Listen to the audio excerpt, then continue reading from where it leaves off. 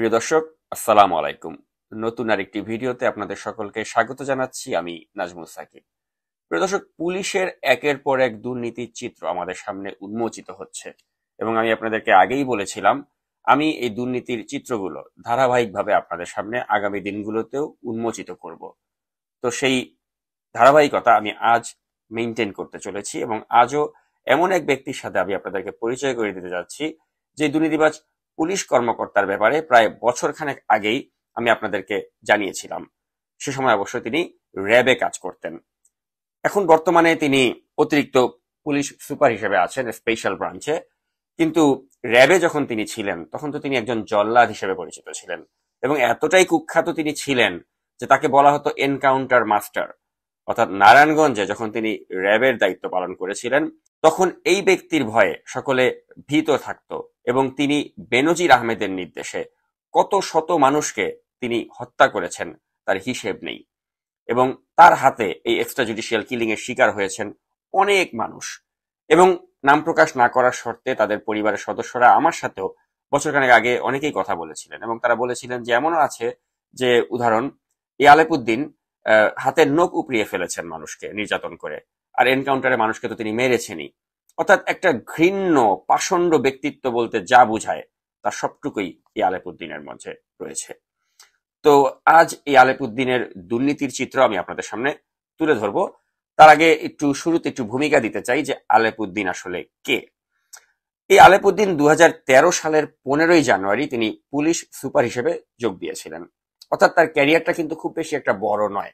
অর্থাৎ 2013 সালে তিনি পুলিশে যোগ দিলেন এবং যোগ দেওয়ার পরের বছরই কিন্তু তাকে র্যাব 11-তে পাঠানো হয় এবং তখনই তাকে ভারপ্রাপ্ত কমান্ডার, মিডিয়া সেল এবং জঙ্গি সেলের মতো গুরুত্বপূর্ণ দায়িত্ব তাকে দেয়া হয়। অর্থাৎ তার খুঁটির জোর কত বেশি এটা কিন্তু বোঝা যাচ্ছে যে প্রথম থেকেই তাকে কিন্তু বড় বড় পদে প্রদান করা হয়েছিল এবং 7 বছরের মাথায়, অর্থাৎ তিনি চাকরিতে যোগদানের 7 বছরের মাথায় তাকে কিন্তু দুইবারের মতো রাষ্ট্রপতি পদক দেওয়া হয়েছিল। তো প্রিয় দর্শক, আপনারা বুঝতেই পাচ্ছেন যে কেন তাকে এত সম্মানে ভূষিত করা হয়েছিল। এর পেছনে মূল কারণ ছিল যে তিনি এই সরকারের কথা মতো তিনি এনকাউন্টার কিলিং করতে পারতেন, মানুষ হত্যা করতে তার হাত এতটুকু কাঁপতো না, তার বিবেক এতটুকু কাঁপতো না, এবং সেজন্যই কিন্তু তাকে এভাবে পুরস্কৃত করা হয়েছিল।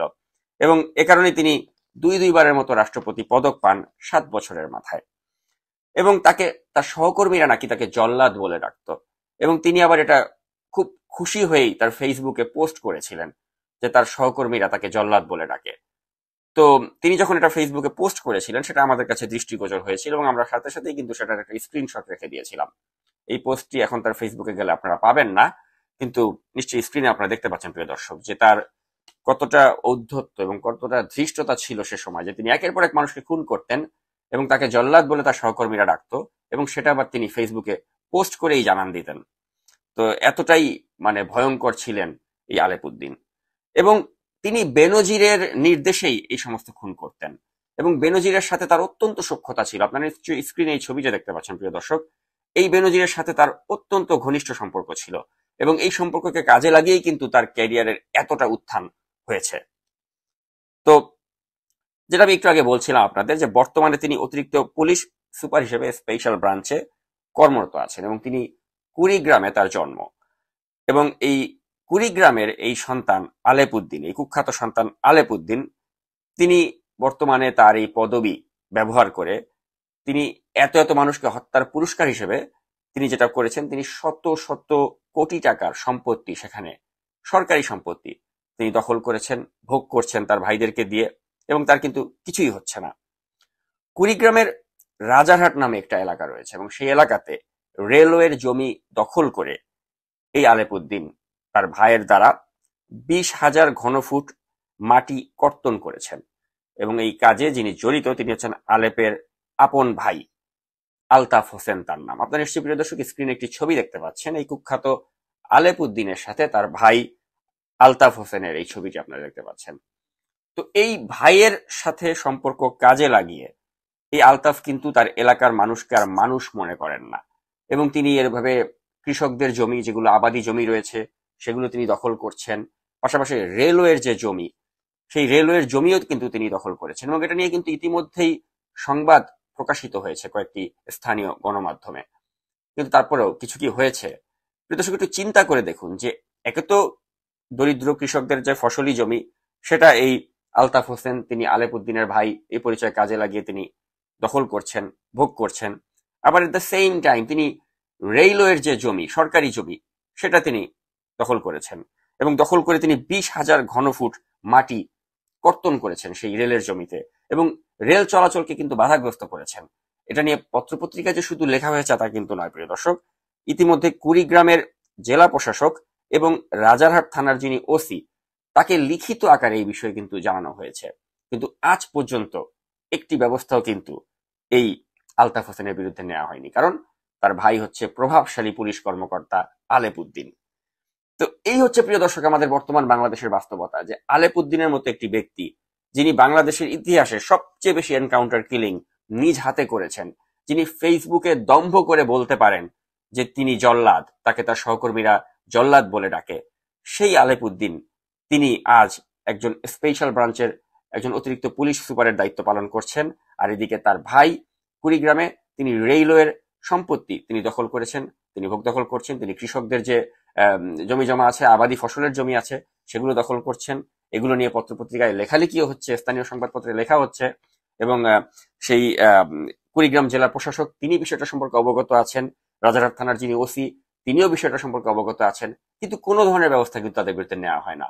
এই হচ্ছে বর্তমান বাংলাদেশের বাস্তবতা, যে যারা শেখ হাসিনার পক্ষে, এই শেখ হাসিনার ফ্যাসিজমকে টিকিয়ে রাখতে গুম খুনের সাথে জড়িত, এনকাউন্টার কিলিং এর সাথে জড়িত আলেপ উদ্দিনের মতো একজন ব্যক্তি, যিনি এত এত মানুষকে হত্যা করেছেন, এনকাউন্টার কিলিং করেছেন র্যাবে থাকাকালীন সময়ে, সেই ব্যক্তিকে আজ পুরস্কার দিচ্ছে এই শেখ হাসিনার সরকার।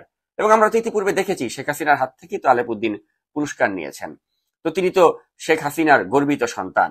তিনি তো ওই যে আমরা পড়েছিলাম না, all the prime ministers man, আমরা দেখেছিলাম তো আল জাজিরাতে, all the prime ministers man. তো এই all the prime ministers man যারা, আলেপ উদ্দিনও তো সেই প্রাইম মিনিস্টার্স ম্যান। তো সেজন্য এদের আসলে কিছু হয় না, এদের জন্য আইন অন্যরকম। এরা সরকারি জমি, এরা রেলের জমি দখল করে তারা ভোগ করতে পারে, তারা এনকাউন্টার কিলিং এর পুরস্কার হিসেবে যা ইচ্ছা তাই করতে পারে। এবং আলেপ উদ্দিনের পরিচয় কাজে লাগিয়ে আলেপ উদ্দিনের ভাই আলতাফ হোসেন তিনি এই কাজটি কুড়িগ্রামে করে আসছেন, এবং তিনি দরিদ্র যারা কৃষক রয়েছেন তাদেরকে ভূমিহীন করেছেন, তাদের জমি যেটা ফসলি জমি সেটা দখল করেছেন। তো এভাবে হাজার হাজার কোটি টাকার জমি সে কুড়িগ্রাম এলাকাতে আজ এই আলেপ উদ্দিনের ভাই আলতাফ হোসেনের দখলে।